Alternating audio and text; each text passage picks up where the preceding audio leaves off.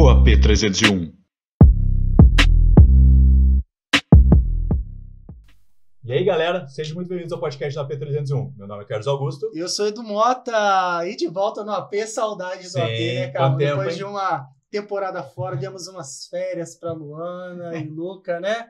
Pra gente dar aquela respirada, né, também. E hoje, assim, com um assunto interessantíssimo, porque o nosso convidado de hoje, nós já começamos o podcast antes de começar a gravar, Já né? rolou Porque muito assunto antes. Já rolou muito assunto. Gabriel Chalaguti está aqui, né? Advogado, especialista em direito médico, compliance, e o tema principal do nosso podcast de hoje é LGPD, mas a gente vai tentar abordar um pouquinho de cada assunto, né? Utilidade pública, né? Vamos lá, fazer o nosso brinde aí, para começar saúde. a nossa.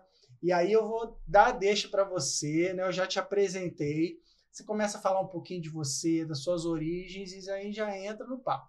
Tá, beleza. Tá? Gente, primeiro um prazer estar aqui com vocês, para falar um pouco desse assunto, desses assuntos que faz parte do nosso dia a dia. Às vezes a gente nem sabe que faz parte do nosso dia a dia. Assina umas paradas, não sabe nem por quê, pra quê. A gente fala muito isso. A LGPD já está na nossa vida e às vezes a gente está passando batido, não sabe nem a parte que influencia, né? Então, assim, eu sou de Volta Redonda, sou filho de bancário do Banco do Brasil, então morei em várias cidades aqui na região e voltei para Volta Redonda depois para fazer faculdade, e aí estou estabelecido aqui desde então.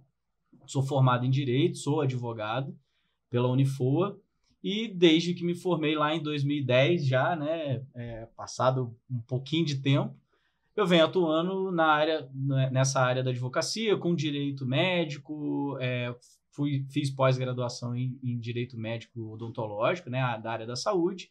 Depois fui para a área do compliance, né? Então fui me especializar para trabalhar com compliance, também voltado para a área da saúde, até que a gente chegou na LGPD, e a gente vem trabalhando aí com ela desde que essa lei saiu. A gente está falando aí de 2019 a 2020, fazendo programas de privacidade nas empresas, implementando, e o que a gente falando da LGPD, falando de privacidade para todo mundo, para as pessoas entenderem a importância desse tema, dos riscos que a gente corre quando a gente não toma conta dos nossos dados, porque como você disse, né, Carlos, no começo, é a utilidade pública. Se todo mundo souber um pouquinho disso, é bom. E é um prazer estar aqui com vocês. Obrigado aí pelo convite. Bacana, a gente que agradece, né? A gente vai tirar muitas dúvidas, já tem até uma listinha aqui de perguntas, porque é um assunto que a gente não podia deixar passar. Mas antes da gente entrar nas perguntas que vão dar o gancho para o nosso bate-papo, queria que você falasse um pouquinho do interesse por essas áreas, né? Do compliance, da LGPD, da saúde. Isso foi despertando aos poucos no decorrer da faculdade, ou você sempre teve vontade de trabalhar com esse tipo de tema, desenvolver o seu trabalho em cima disso? A área da saúde, ela surgiu muito natural na minha carreira profissional, né? Então, eu comecei a trabalhar num escritório grande em Barra Mansa, logo que eu formei. Na verdade, assim, saí da faculdade e fui estudar para concurso público, para ser procurador da Fazenda Nacional. Nada a ver uma coisa com a outra. Trabalhava com direito tributário. Só que aí, por várias razões, o curso no Rio tinha uma previsão de não haveria mais concurso público para aquela área. Eu voltei, falei, ficar estudando para um troço que não vai acontecer não existe, né? E aí fui trabalhar nesse escritório. Esse escritório, ele tinha muito cliente da área da saúde. Então, naturalmente, eu trabalhava muito com essa área. Mesmo sem querer. Mesmo sem querer. Já era a carteira de cliente do escritório, já era a área da saúde. Então, comecei a trabalhar com isso.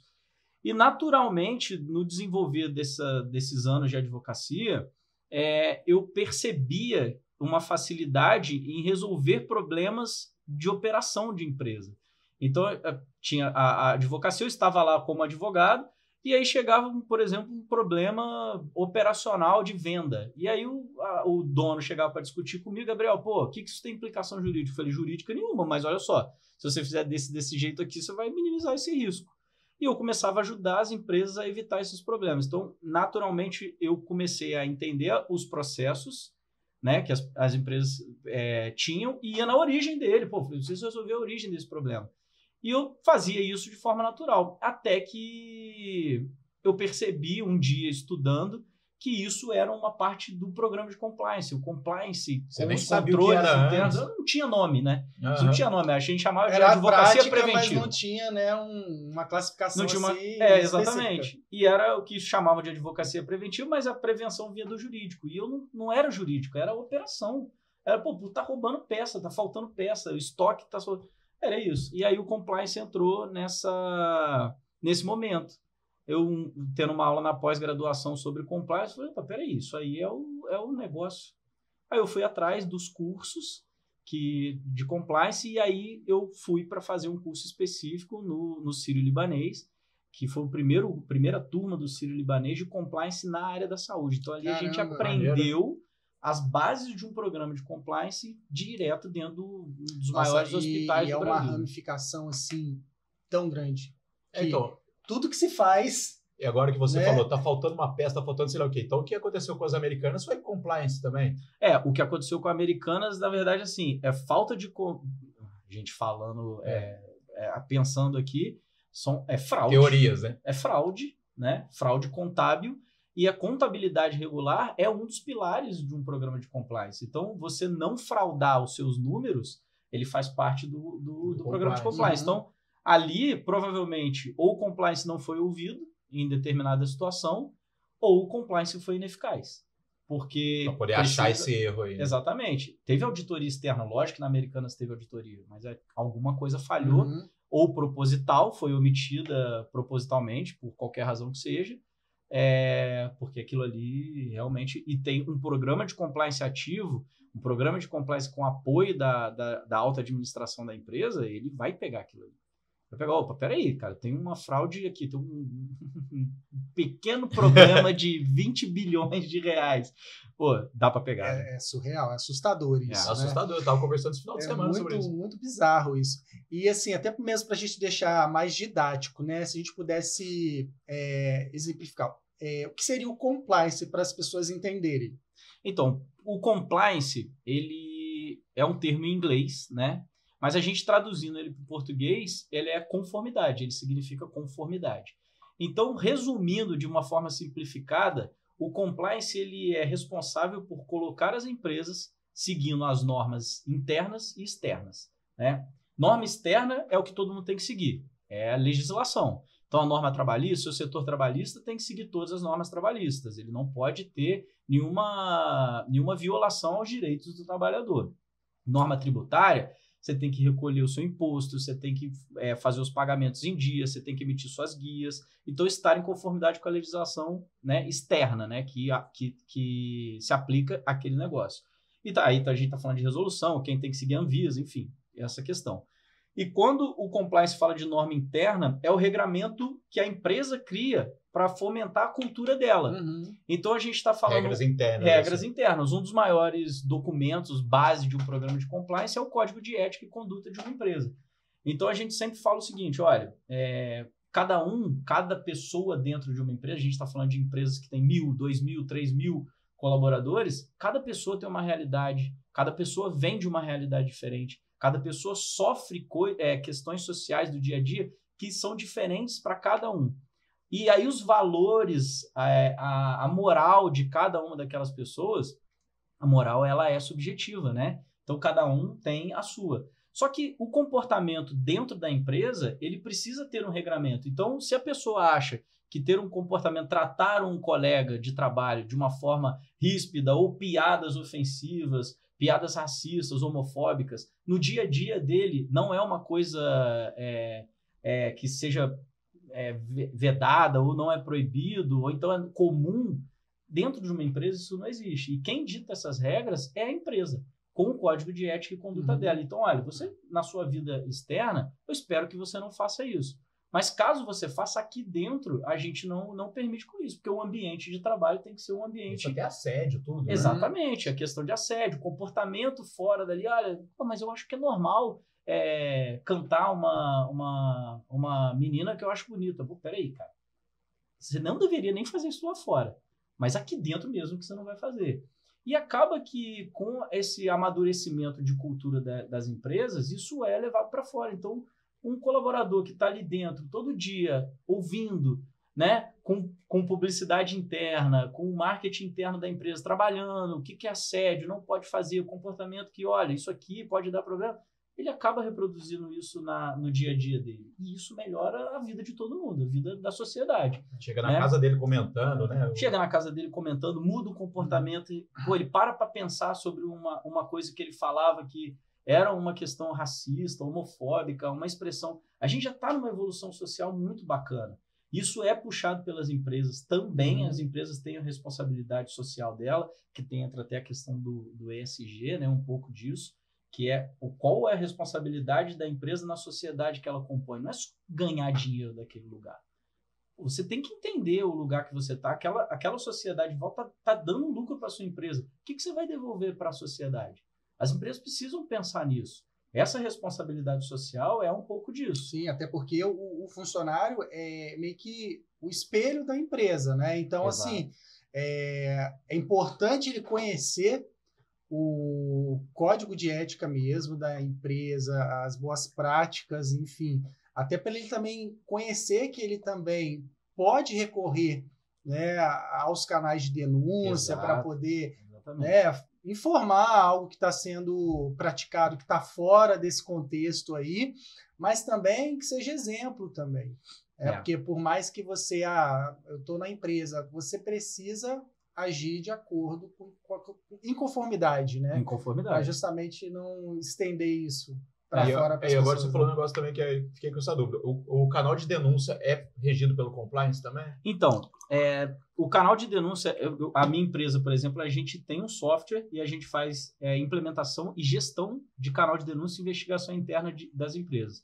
Então, a empresa que ela quer colocar o canal externo, a gente faz toda essa gestão. Então, a gente implementa, coloca o software para funcionar e ali chega a gente faz o treinamento, o lançamento do código de ética, tudo isso a gente participa, porque é um lugar onde a pessoa tem garantido o anonimato dela e as empresas têm que se preocupar com isso. Isso aí que é um ponto-chave, o anonimato, porque às vezes as pessoas têm medo... Acho que vai ser mandado embora. Por conta disso. E muitas vezes, aí se você me corrige se eu estiver errado, esse serviço que vocês prestam é uma forma também de ser imparcial. Sim, né? sim. Que passa pelo crivo de vocês primeiro para depois chegar aonde deve sem, de repente, sofrer alguma interceptação, né? Exatamente.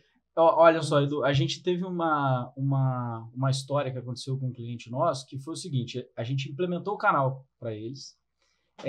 Eles tinham um canal antigo que era um e-mail. Eles criaram um e-mail e... denúncia@x. denúncia@ o nome da empresa.com.br. Não chegava nada.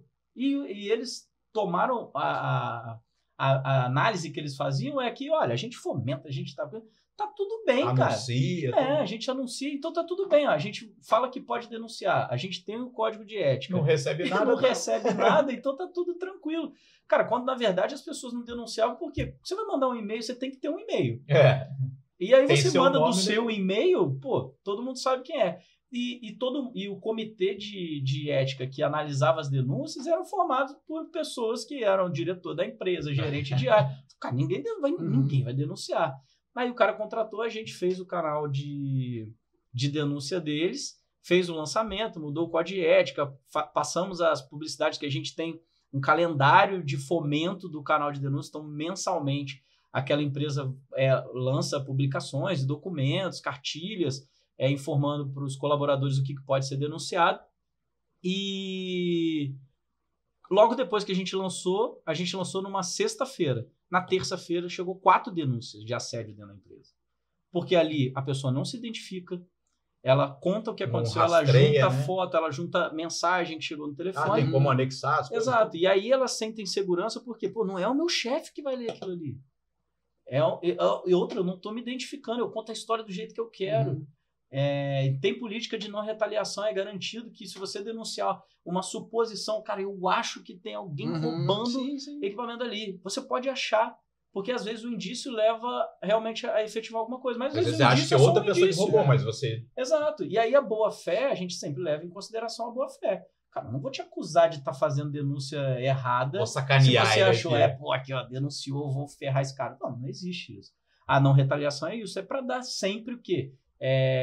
Confiança para o colaborador que ele pode falar. E isso, cara, descortina problemas dentro da empresa que as pessoas nem sabem que tem. E colabora até com a imagem da empresa, que é uma empresa que está dentro, né, dos padrões, transparência. Isso é muito bom também para a imagem da empresa, né? Tem essas práticas justamente para resguardar os direitos de todos, né? Exatamente. Tratar de forma igualitária, sem esses tipos de ruídos. Exato. E isso vai muito de encontro. E é algo que é necessário.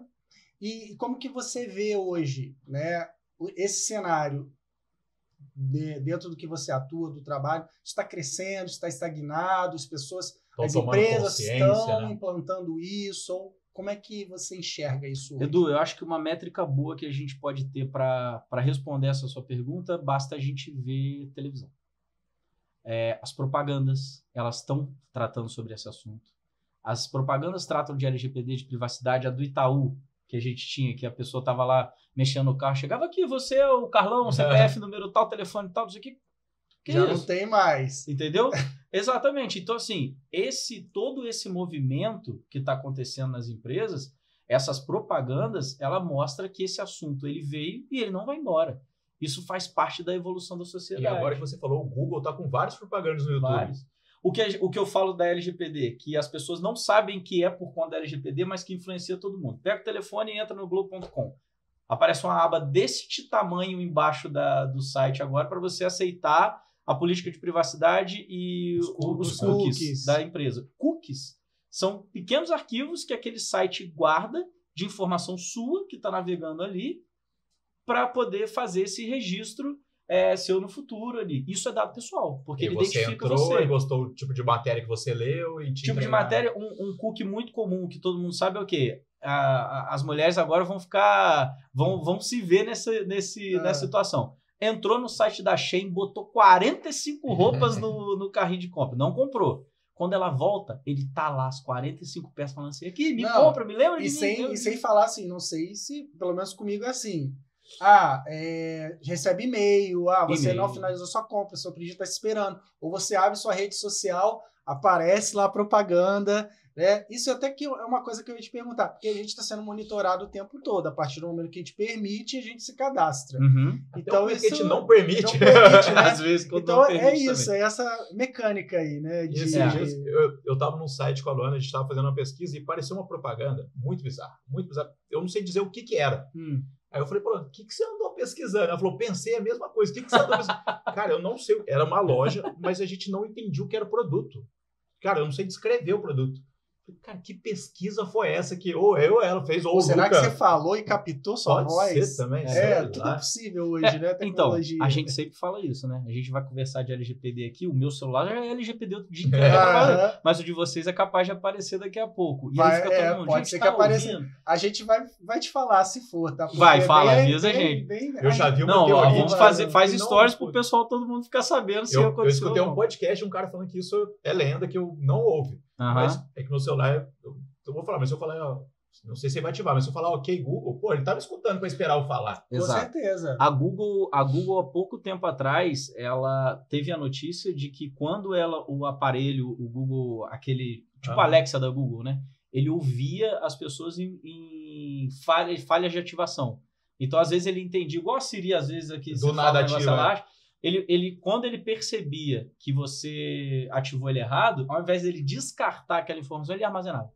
E aí ele usava essa informação que não era para ser usada para as métricas do Google. Gente, eu nem tenho ideia da quantidade de informação que o Google tem. Melhor nem pensar nisso, senão a gente vai ficar paranoico. Ele tem acesso ao nosso e-mail, deixa quieto. A gente vai ficar paranoico e vai se sentir culpado muitas vezes. Eles são dono do Orkut, então eles sabem as merdas que a gente fazia lá. Fotolog, Flogão. Imagina qual foi a última vez que você digitou na barra lá o endereço www. alguma coisa. Não, a gente vai no Google e digita lá e clica no link. Gente, né? Fiquem tranquilos, não vamos ficar paranoicos com isso. Não, paranoia não adianta ficar, não. E por falar em LGPD, vamos entrar no assunto. Vamos lá. A gente quer saber por que foi necessário criar, né, uma lei de primeiro proteção de dados. Né? Isso. Por quê? O que é e por quê? Os assuntos vão casando, né? Então, a LGPD ela foi criada justamente por isso tudo que a gente conversou até agora. O uso indiscriminado dos dados pessoais das pessoas. Mas quem que teve esse start? Foi um Então, isso foi uma construção social, né? Ela é uma construção que vem desde da Alemanha, da época da Segunda Guerra. A Alemanha foi o primeiro país a ter uma lei de proteção de dados, a primeira vez que se preocupou com os dados pessoais que se tem notícia foi da Alemanha, claro, assim, nessa sociedade moderna que a gente tem, né? Antigamente poderia ter alguma coisa nesse sentido, mas a Alemanha passou por problemas sociais gravíssimos no pós-Primeira Guerra Mundial, né? Então você imagina um país que primeira? Quando acabou a Primeira Guerra Mundial, a economia da Alemanha estava destruída, né? Então os jovens eles saíam da Alemanha para buscar emprego, trabalho em outros lugares da Europa, porque o país estava economicamente destruído. E nesse caminho, as pessoas, a Alemanha tinha uma política de providenciar funeral para as pessoas que morriam naquele país. E os idosos estavam ficando sozinhos no país. O que fez? Fizeram um cadastro para garantir o funeral adequado a depender da religião da pessoa. Fizeram esse cadastro. E as pessoas falavam, olha, eu sou judeu, eu sou budista, eu sou isso, aquilo, porque cada um respeitava um tipo de funeral. A gente sabe tudo o que aconteceu na evolução da questão alemã, e aí quando o governo nazista entrou e começou a política de perseguição, ele tinha um banco de dados pronto. De todos. E aí pegou esse uso e já sabia as pessoas e fez o uso completamente inadequado. Naquele momento, se percebeu que os dados pessoais precisam de proteção e, principalmente, precisa que seja dada a finalidade adequada para o uso daquela informação. Isso a gente está falando 1939, Nossa, 40. Você imagina, né? Desde então, isso acabou ficando exposto e sendo utilizados, né? Cara, eram dados físicos, né, cara? Você imagina? Até para a gente entender melhor e classificar, né?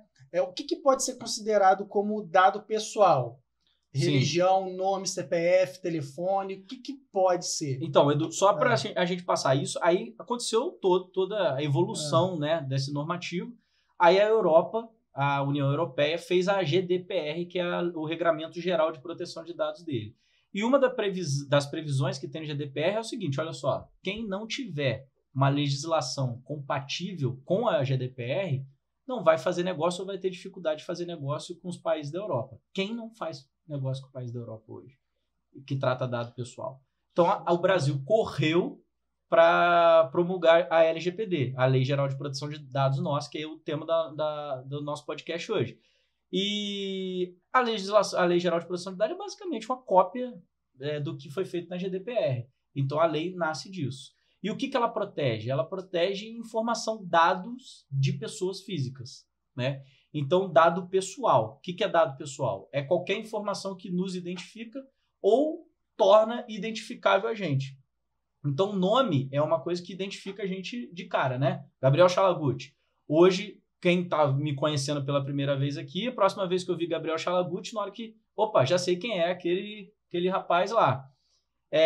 E informações que tornam a gente identificável depender do meio, né? Então, o CPF, se você vê o número no CPF de uma pessoa numa parede, você não sabe quem é aquela pessoa, mas você joga no sistema, tem. Dentro de um trabalho, de um hospital, por exemplo, você pega uma ficha de atendimento, um cadastro de atendimento, o número do atendimento daquela pessoa é único.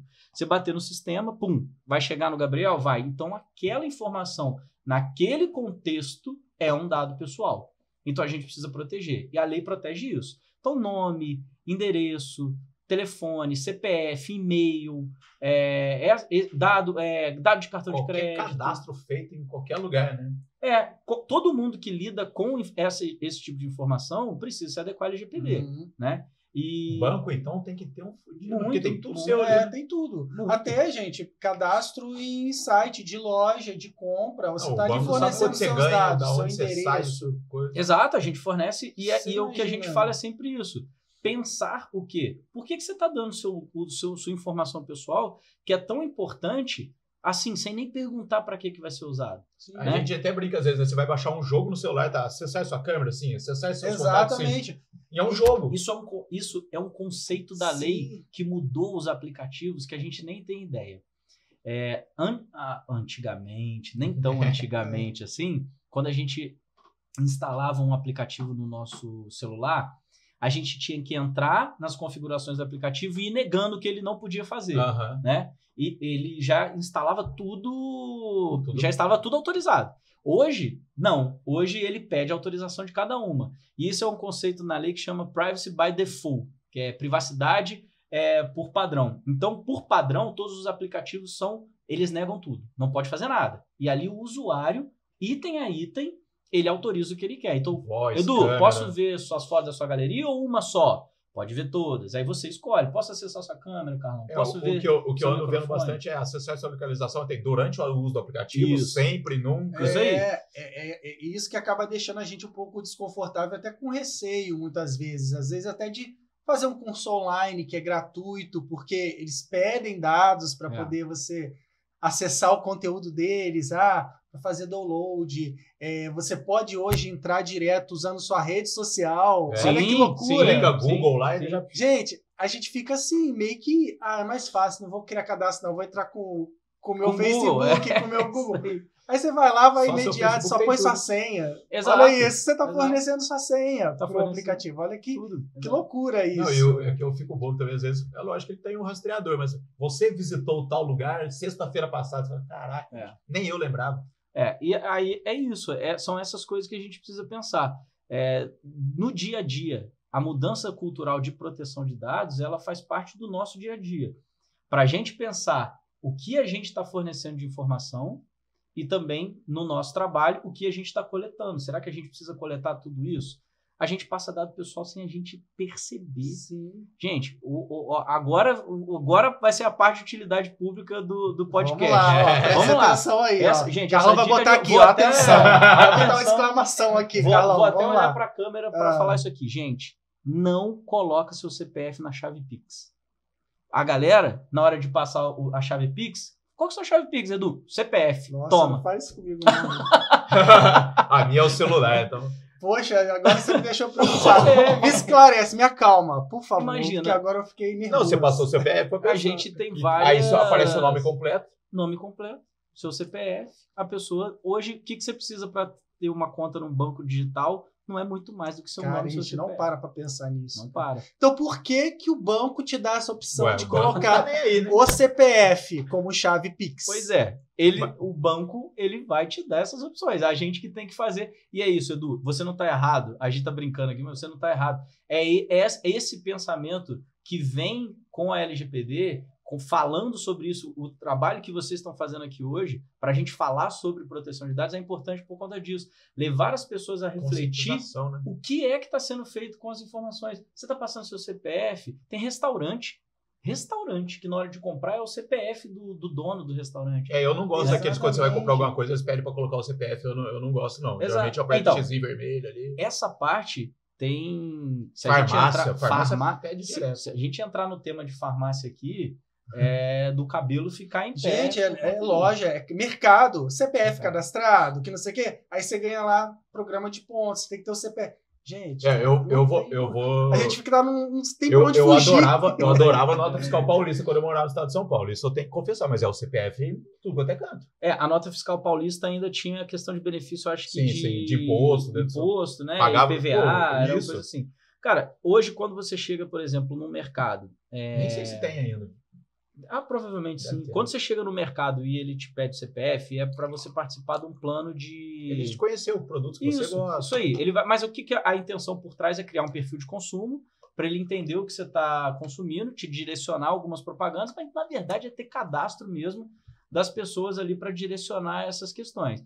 Então, às vezes, você chega numa farmácia e, gente, posso contar a história da farmácia aqui para vocês? Pode Parece contar. Um filme de terror. Não, conta, porque assim, a cerveja tá acabando rápido, eu tô nervoso.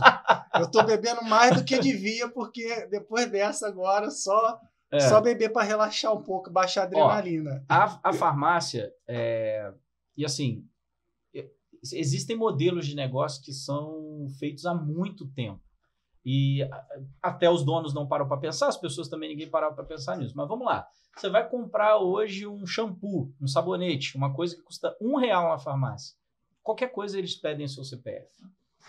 Banco é o cadastro, é o clube de benefício. Ok, tudo bem. Se você quiser fazer aquela opção, sim, você sabe como que os pontos são acumulados, quanto que você vai ganhar de benefício, mas é só isso.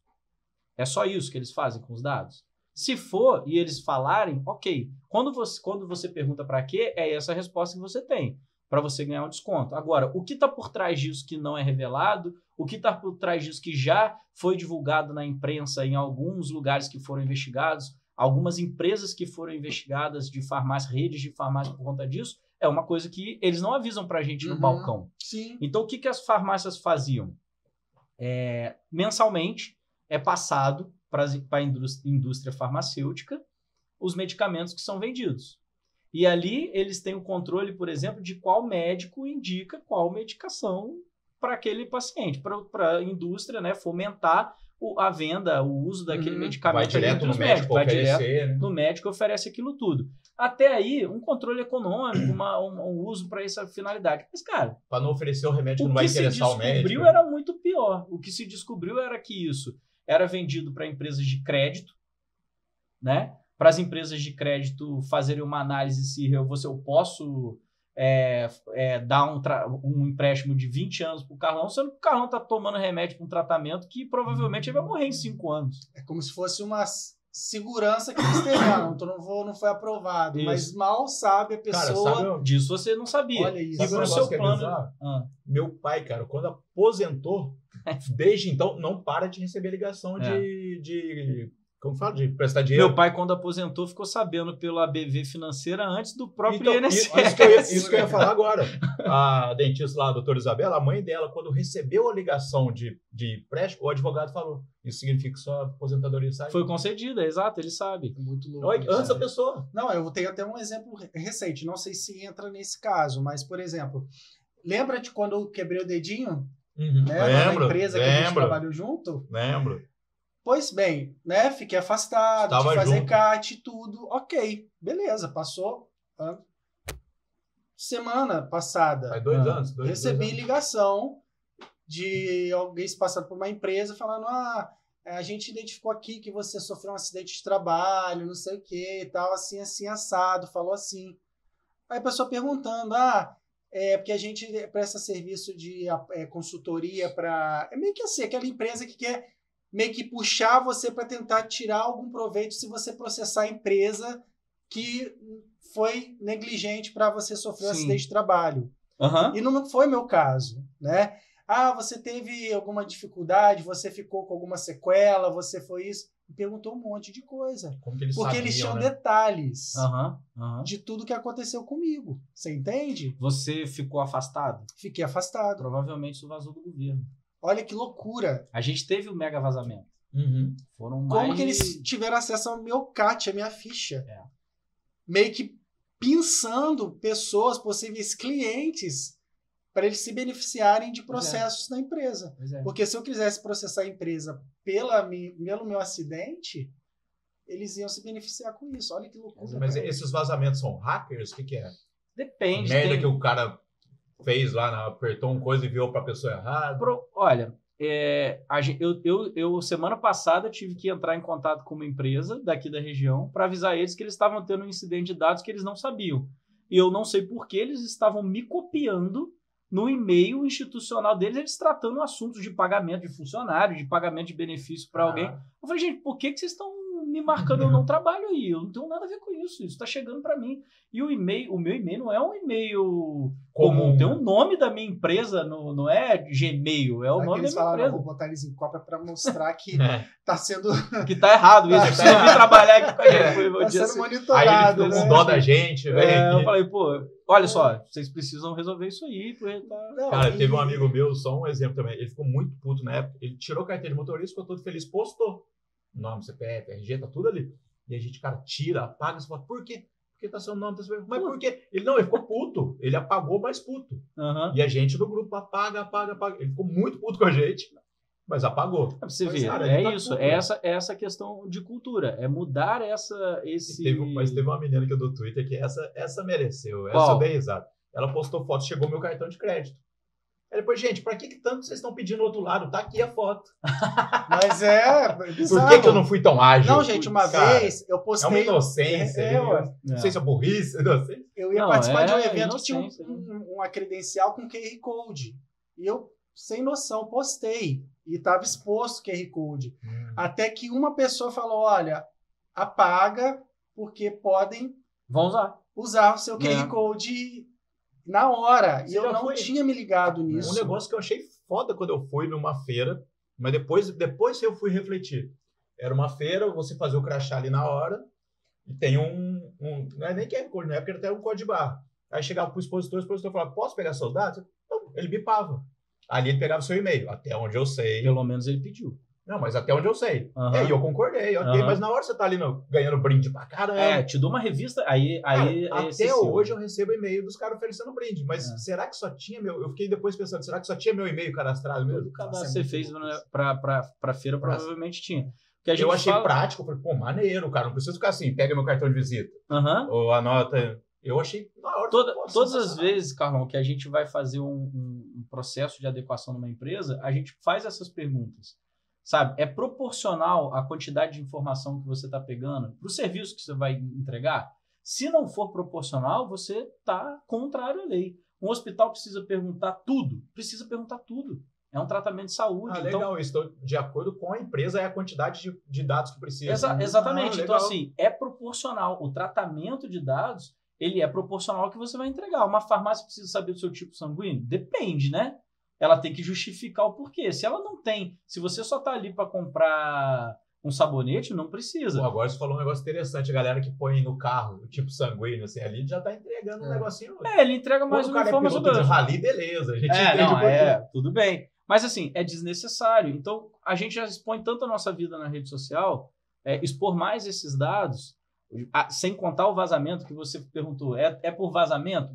Hoje, um dos maiores problemas que a gente tem é o seguinte, você entra numa empresa, faz adequação, passa política, faz treinamento, conversa com todo mundo, a parte de tecnologia vai avançando, eles vão criando barreiras para impedir aquilo. Qual a maior causa de vazamento de dados, de incidente de dados? Fator humano. Tem que ter. Fator humano. Então, vou dar um exemplo aqui nessa área da saúde que a gente está comentando aqui. Quando um enfermeiro, aqui em Volta Redonda, né, vamos botar, todo mundo conhece todo mundo, sabe quem é mais ou menos. Aí, um enfermeiro de um hospital, ele conhece um amigo de uma pessoa que está internada, né? E aí encontra ali na colina, ali tá tomando uma cerveja, tá almoçando no domingo, aí pergunta assim, cara, e aí? Pô, fiquei sabendo que o João tá internado lá, como é que ele tá? Aí chega, rapaz, o João tá mal pra caramba, tá com isso, tá com aquilo, tá com aquilo, tá com aquilo. Pô, vazou todo o atendimento médico da pessoa. Então esse fator humano, e é o que a gente está fazendo hoje, é cultura. Entender o valor da produção de dados, e aí a pessoa, pô, cara, você não pode falar da situação de saúde. Uma coisa que você, tirando o sigilo do médico, o sigilo da enfermagem. Tem muita ramificação aí. Muita ramificação. O Wander até que tocou essa campanha, ele fez um vídeo que ele exemplificava. Ele tocava o telefone, como tá fulano? Fulano tá mal pra caramba. Aí voltava, não, isso é errado. Exato. Certo, sabe uma coisa que a gente faz? E repórter fica doido, né? Quando alguém é internado ali na Unimed, algum acidente, vamos dizer, que tem uma grande proporção, não é?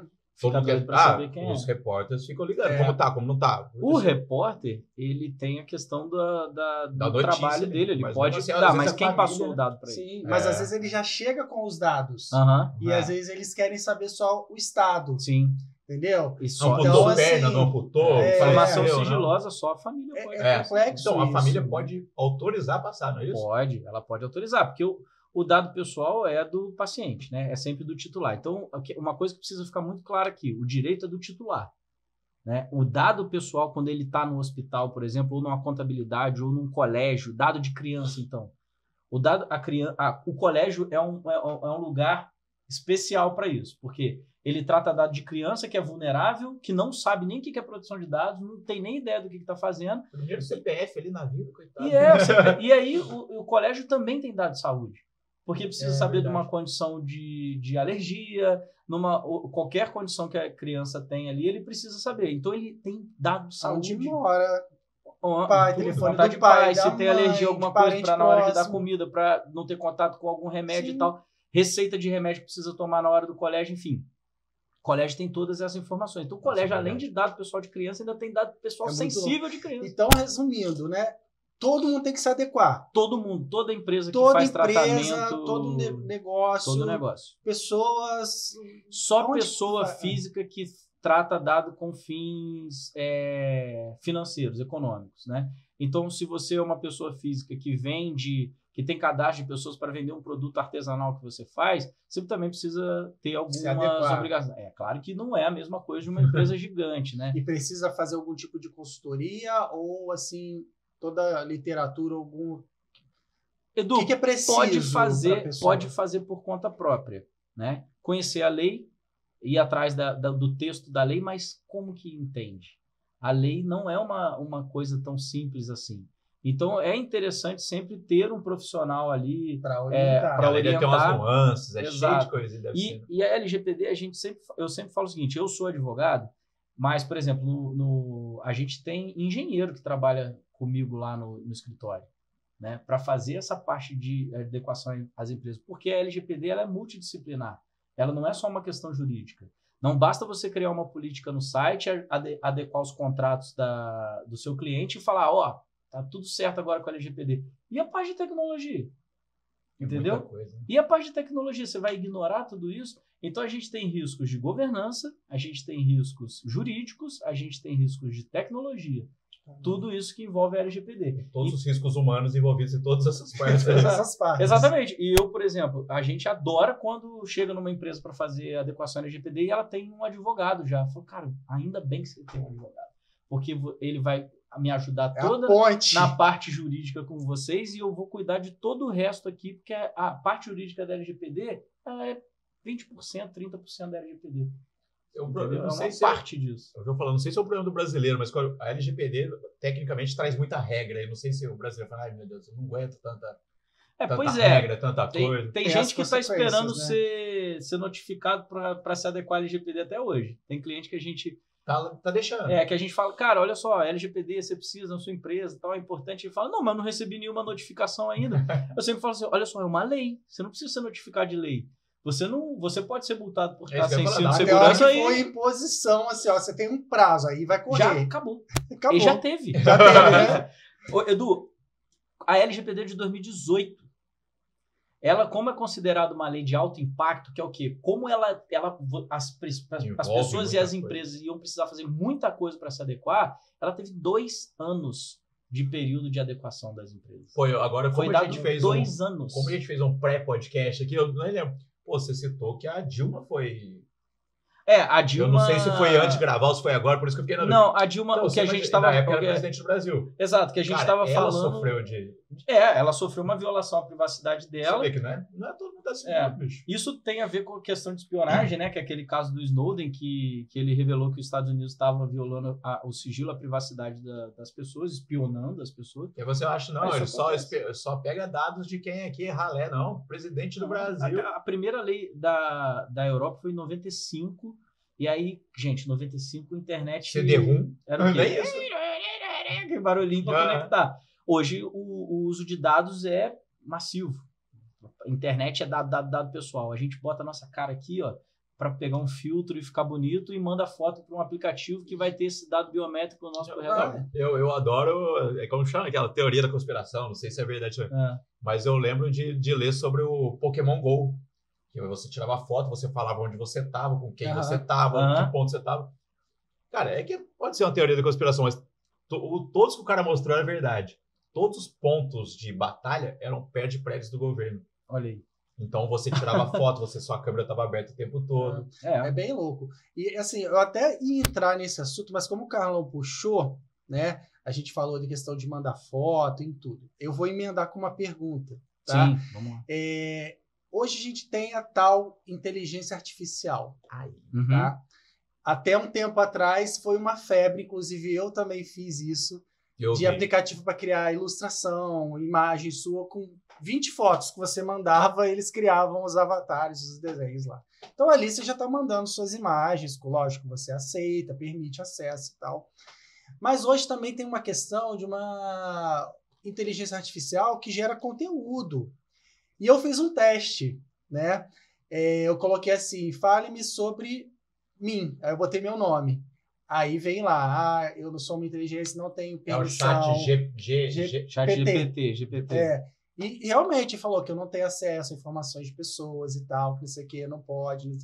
Ok, mas existe um limite para isso ou não? Como é que você enxerga isso? Já teve acesso a algum tipo de informação relativo a isso? Porque a inteligência artificial está dominando. Uhum. E que eu vou até tomar um gole, tá? Que consequências a pessoa pode ter por conta desses dados vazados aí? O que pode acontecer com a pessoa? Até o plus do que você falou tem a ver. O que pode ser feito com esses dados? Eu vi um cara falou, tem um site, eu nunca entrei, que você posta uma selfie. Uhum. E ali ele mostra todos os lugares da internet que tem sua cara. Ele falou que tem uma foto de uma webcam dele. Que isso? Que ele nunca postou foto. Depois, nossa, me manda que eu quero ver isso aí. Gente, olha... quando a gente fala do chat GPT, eu não sou especialista em tecnologia, mas assim, num primeiro momento, ele gera conteúdo, ele gera informação, ele responde perguntas, não necessariamente ele está tendo acesso aos nossos dados pessoais, que não os dados cadastrados. Ontem eu vi que ele tem acesso até 2021. Isso, dados. Até 2021. Ele tem um banco de dados até 2021 na internet, mas quando você pergunta para ele, me ajuda a criar um texto, em teoria você não está dando dado nenhum pessoal para ele. Ele está coletando um banco de dados que ele tem, a não ser o seu dado de cadastro. O que ele está criando ali é um perfil seu, pessoal, de coisas que você gosta ou de coisas que você consome, e ali isso pode ser usado para alguma coisa que a gente precisa ver se tem na política. Mas é a gente que ensina até então. Nos termos de uso e política dele. Então vamos lá. Cada vez que você usa ele vai gerando um chat ali do lado, né?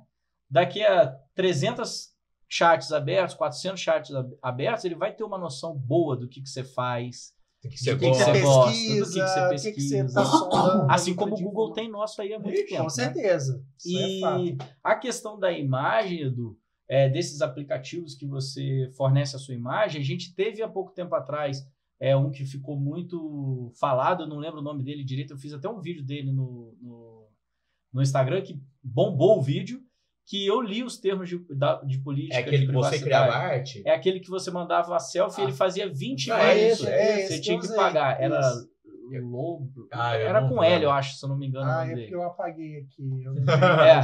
Porque renovou a assinatura e eu não queria, cara. Outra coisa, nem sabe, né?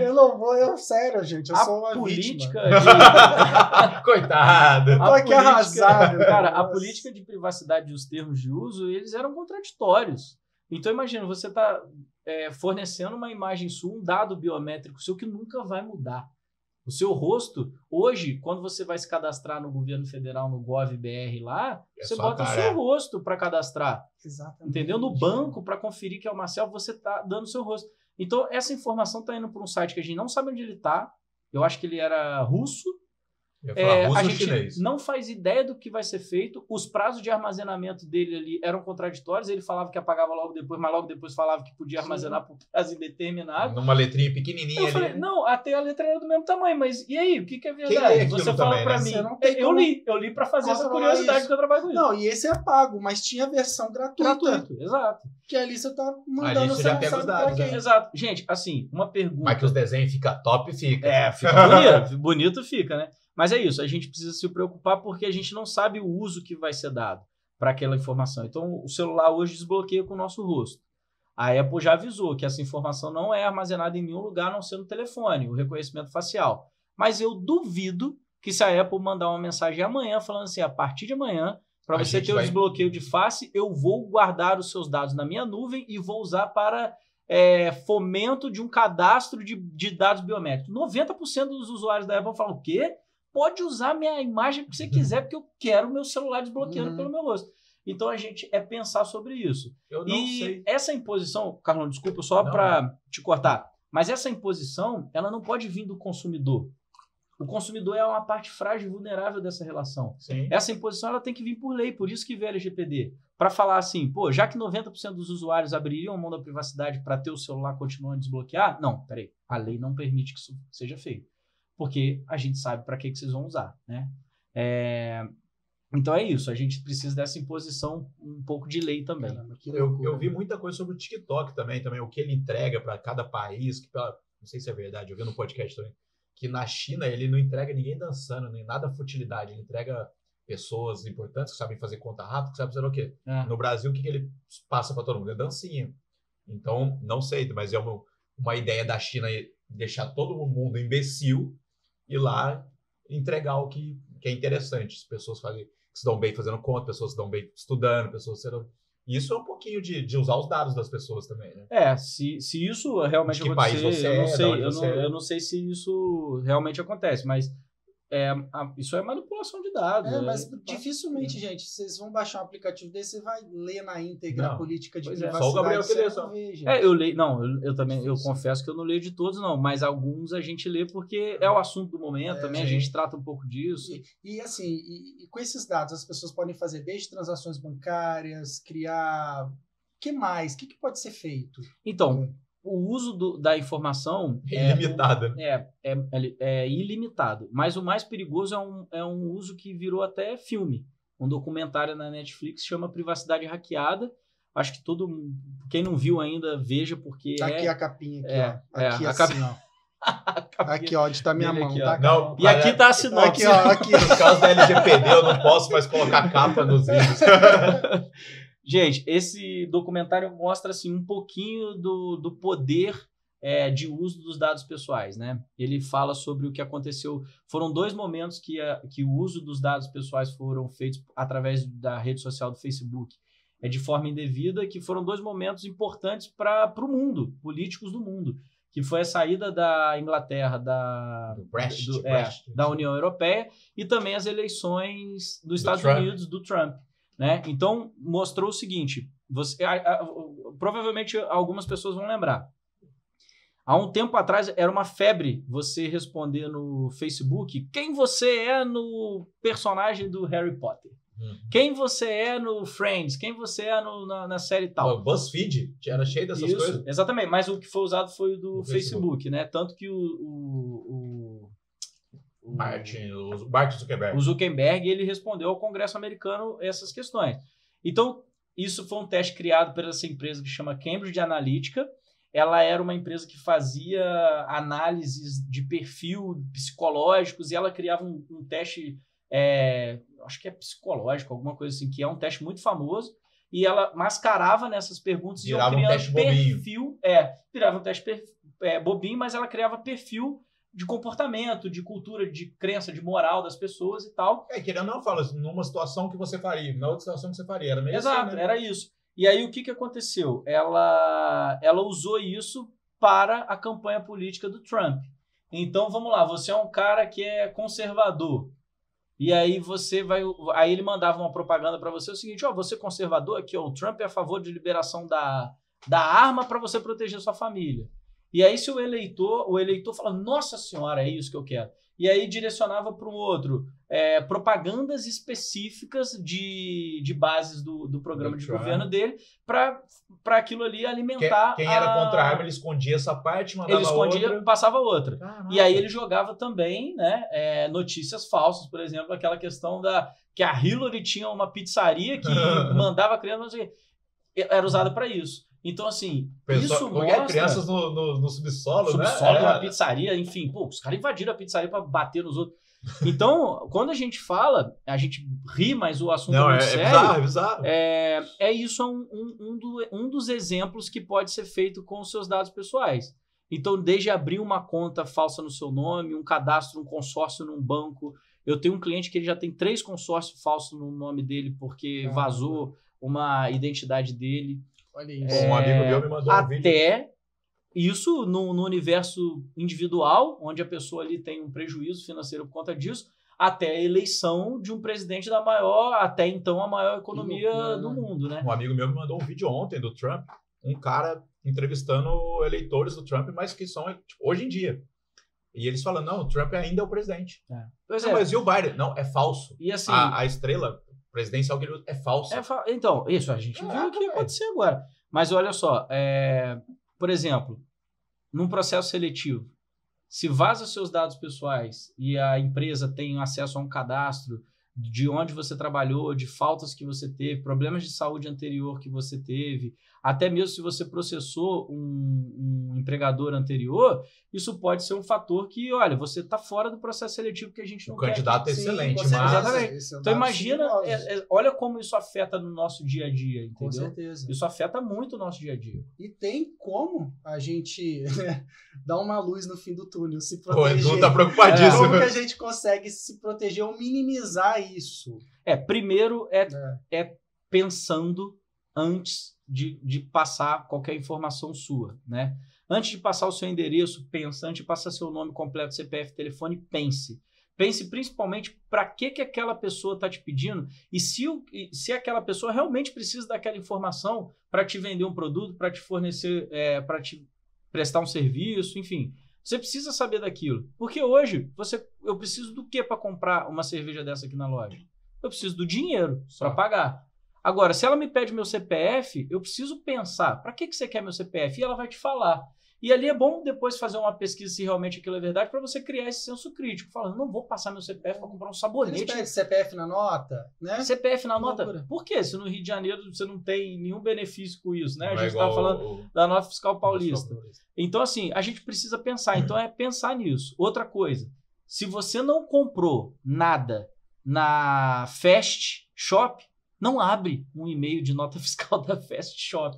Isso acontece muito, né? Se você não comprou, esse e-mail provavelmente é o que a gente chama de engenharia social, que é feito por essas pessoas que querem roubar dados pessoais para poder coletar essa informação sua. Então, é pensar antes de agir. Seja menos curioso com essas questões de e-mail que você recebe, porque se você não se cadastrou, aquilo ali provavelmente é alguma forma de entrar no seu computador, invadir seu computador. E a galera que, eu acho que até entra um pouquinho, aconteceu comigo umas 3 vezes já, a galera pega sua foto, pega um número de WhatsApp X e te manda mensagem para sua mãe, falando, mãe, mudei de número. Cara, isso é muito doido, né? É muito doido. E eu vou te confessar, eu não sei direito como isso acontece. Mas as 3 vezes que fizeram isso comigo, eu mandei uma mensagem pro cara, se ele for religioso, ele tá muito preocupado.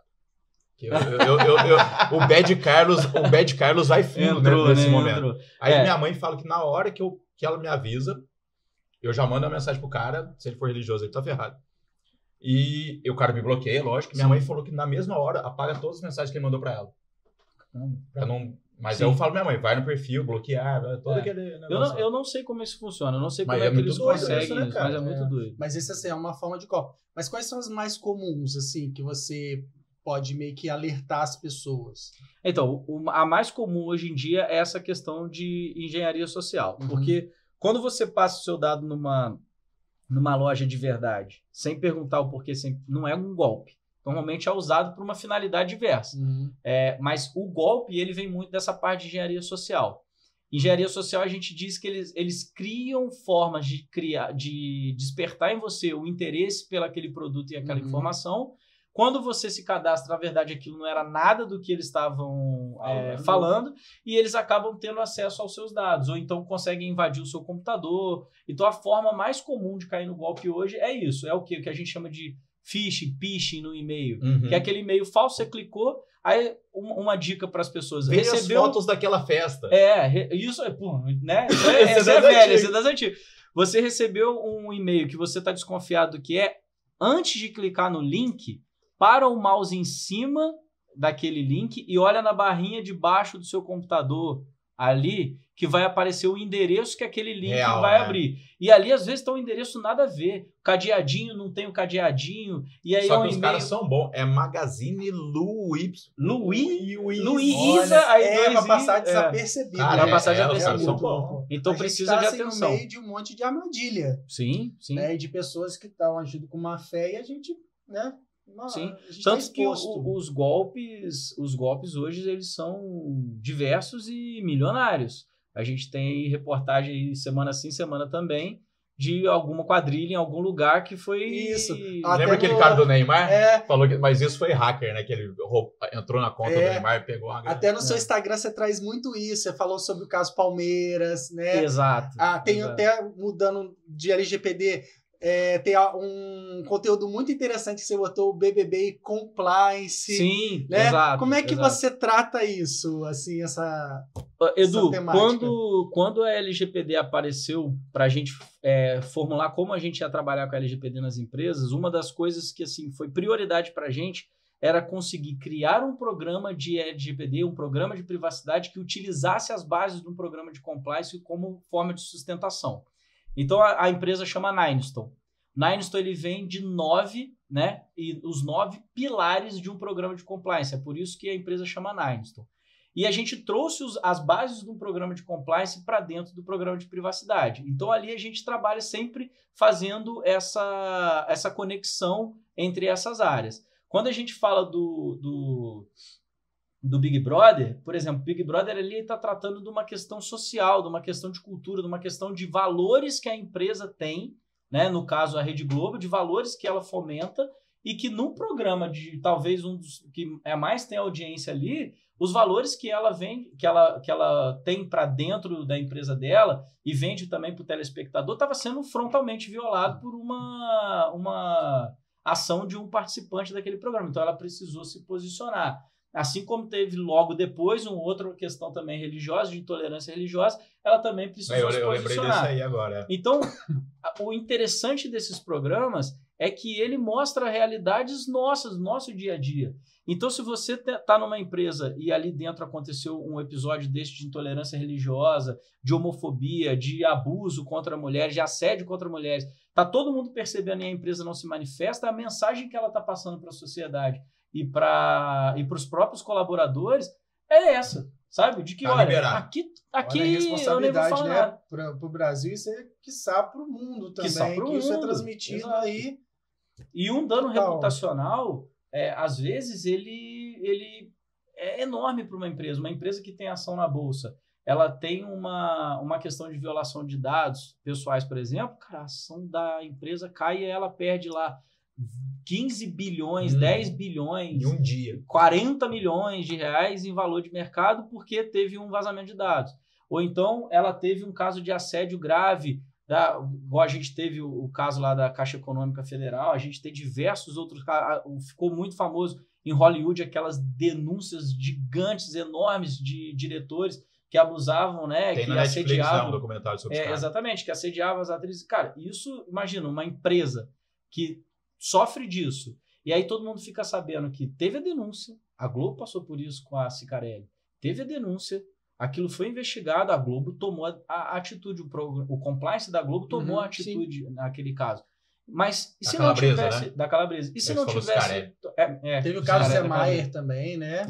Que foi tudo, né, um seguido do outro. Porque aí, quando olha a mensagem dá que coragem pro... Exato, gente. Olha a mensagem que isso passa. Uma mulher teve a coragem de ir contra um sistema machista, um sistema opressor, um sistema que coloca a mulher numa posição de inferioridade ali dentro do homem. Uma empresa que, não estou falando da Globo em si, mas uma empresa que não tenha uma preocupação de governança, de diversidade, de colocar pessoas pretas, de colocar pessoas LGBTQIA+, em cargos de direção, mulheres em cargos de direção, para trazer uma visão diferente de como a empresa deve agir. Uma empresa que não consegue refletir isso, passar essa mensagem no dia a dia, ela ignora esses assuntos. Exatamente, não pode ficar só bonitinho no papel. Não pode ser só isso no papel. Tem que ser materializado, isso tem que existir, né, para validar tudo exato, isso. Né? Essa cobrança social, ela tem que ter força suficiente para mudar essa cultura dentro das empresas. Então é isso que a gente tem que fazer, porque quando as pessoas ficam falando isso é mimimi, falo, isso não é mimimi. Tem pessoas sofrendo diariamente com essa condição, enquanto você está falando que isso é mimimi. E a gente precisa mudar esse cenário. A sociedade melhora com isso, melhora a vida de todo mundo. Melhora a vida de todo mundo. Não é só de quem sofre com essa dor, é da sociedade como um todo. A gente está para crescer todo mundo junto. Se só um grupo crescer, e aí? O que isso tem valor social para quem? Isso não tem valor para ninguém. Enquanto tem 90% da população sofrendo, ou então as minorias sendo cada vez mais perdendo voz e sofrendo, aí o que acontece? A gente vive numa sociedade doente. E nosso trabalho, quando a gente fala de ética, quando a gente fala de trazer comportamentos morais, valores sociais, responsabilidade social, responsabilidade ambiental, é isso. É para melhorar a sociedade como um todo. E aí entra a questão de privacidade, entra a questão de comportamento, é isso. É a gente pensar sobre isso. Nosso papel dentro da sociedade. Gente, que lacre, né? Acho que é para lacrar, né, o nosso bate-papo, porque Mas antes da gente terminar, porque a gente tá caminhando... Cara, eu faria 3 horas, 4 horas de podcast fácil. Mas vamos dar mais um pouquinho de trabalho pro Carlão. Vamos lá. Assim, você deu... Quem quiser conhecer mais, o Instagram tá aqui na descrição, né? Do Gabriel. Não, e vai ter que ter parte 2, vai ter que ter 3. Parte 2. Mas, fazer, assim, você deu dicas aí de filme, né? De séries. Queria que você desse um pouquinho mais de dicas de literatura, conteúdo que as pessoas podem acessar para entender um pouco mais de tudo que a gente conversou aqui. Teve uma que a gente citou até que foi o Dilema das Redes, né? O Privacidade Hackeada, para mim, é o melhor deles, que ele mostra essa condição e esse uso completamente diverso, indiscriminado, abusivo dos dados pessoais. O Dilema nas Redes mostra um pouquinho do que a gente não vê quando a gente fica ali horas e horas e horas, que a gente fala que o ser humano hoje ele não aceita microtédio. Se você para esperar 10 segundos uma coisa, ninguém mais olha para a parede. É 10 segundos, celular, 3 fotos no Instagram e passa. Então o Dilema das Redes mostra muito isso. E como ele vai moldando para você, né? Exatamente, pra te como deixar ele mais vai tempo moldando online. isso. Tem um outro também que chama... fugiu o nome aqui agora. É da Netflix também, que ele mostra o uso da inteligência artificial para reconhecimento facial. Se você lembrar depois, eu coloco o nome aqui assim no... Exato. Não, você vai lembrar e o Carlão já Isso, vou botar. Mas então... tá aqui, ó, gente, ó, tá aparecendo aqui, ó. Vamos lá, Privacidade Hackeada, Dilema das Redes, esse aí que tá aqui, do reconhecimento facial. E assim, procurem saber sobre a LGPD, tem muito material didático na internet. A própria ANPD, que é a Autoridade Nacional de Proteção de Dados, que é quem toma conta desse assunto no Brasil, ela tem muita cartilha informativa legal, com conteúdo legal. No meu Instagram e no Instagram da minha empresa, também fazendo aqui uma propaganda. Isso está na descrição. Nossa, a gente traz conteúdos educativos, conversando um pouquinho sobre o dia a dia. A gente trouxe a questão do Palmeiras, a gente tenta trazer alguns assuntos ali que fazem parte do dia a dia para as pessoas irem cada vez mais tomando. E tem podcast também aí, se procurar, sobre privacidade, tecnologia. Esse assunto podcast não falta. Canal de acesso à informação. Não falta. Ao mesmo tempo que vaza dado, vaza informação também sobre LGPD, que é importantíssimo, ainda mais diante de tudo que a gente está vendo e vivendo hoje no mundo extremamente digital. Sim. Em que a gente, para facilitar e ter mais conforto, a gente utiliza o meio digital para acessar, para fazer transação. Exato. Tudo, né? Então, assim, tudo ficou muito mais fácil e na mesma medida que ficou mais fácil também o acesso, né, de informação. Exatamente. Mas, enfim, né? Isso é assunto que vai render mais um episódio, mas para a gente não estender nosso tempo, vou deixar com o Carlão para a gente chegar... Né, cara, finalmente. Se os equipamentos deixassem, a gente ia, né? Vamos embora. Queria agradecer a sua visita, a sua vinda.